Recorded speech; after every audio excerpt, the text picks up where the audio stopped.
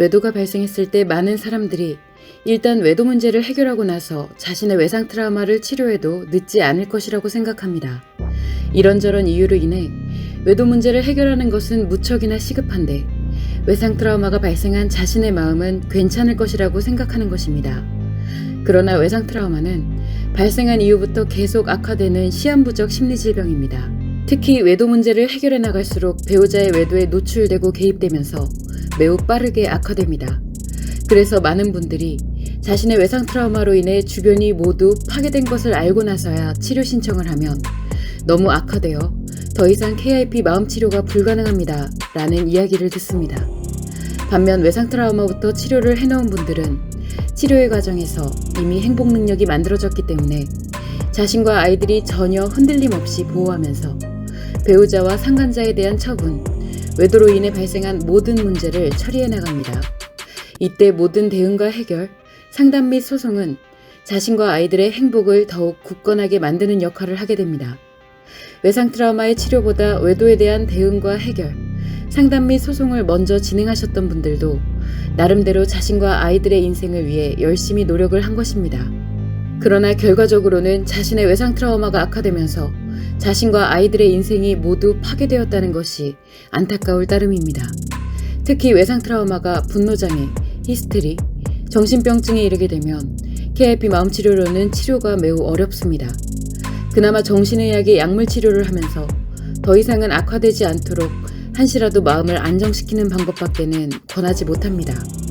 그래서 배우자의 외도가 발생하게 되면 외도한 배우자나 상간자, 외도 자체가 중요한 것이 아니라 자신의 외상 트라우마를 더 이상 악화시키지 않는 것이 가장 중요합니다. 외상 트라우마가 치료되느냐 되지 않느냐에 따라서 자신이 보고 듣고 느끼는 모든 상황에 대한 생각과 감정이 전혀 달라집니다. 따라서 자신부터 먼저 외상 트라우마를 치료하고 회복한 후 아직 관계 중독인 배우자에게 치료 기회를 주어야 합니다. 이때 외도한 배우자의 관계 중독이 분노장애 또는 히스테리나 정신병증으로 악화되어 있다면 외도를 한 배우자와의 이혼을 권하면서 자신에게 발생한 외상 트라우마를 치료하고 아이들과 행복하게 살아갈 것에만 집중하라고 말하기도 합니다. 물론 외상 트라우마를 치료하면서 행복해지기 위해 노력하는 것은 어렵습니다. 반면 회피하고 분노하면서 파멸하는 방법은 너무도 쉽습니다.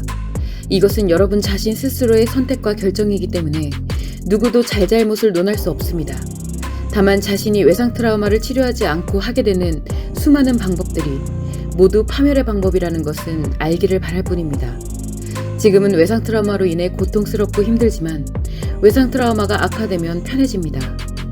이는 자신의 마음이 파괴되었다는 뜻이고 자신의 마음이 파괴되어 인간성을 상실할수록 여러분의 아이들을 비롯한 모든 인간관계가 고통을 받게 됩니다. 즉, 자신이 악화되어 마음이 파괴되면 모든 인간관계가 끝장난다는 뜻입니다.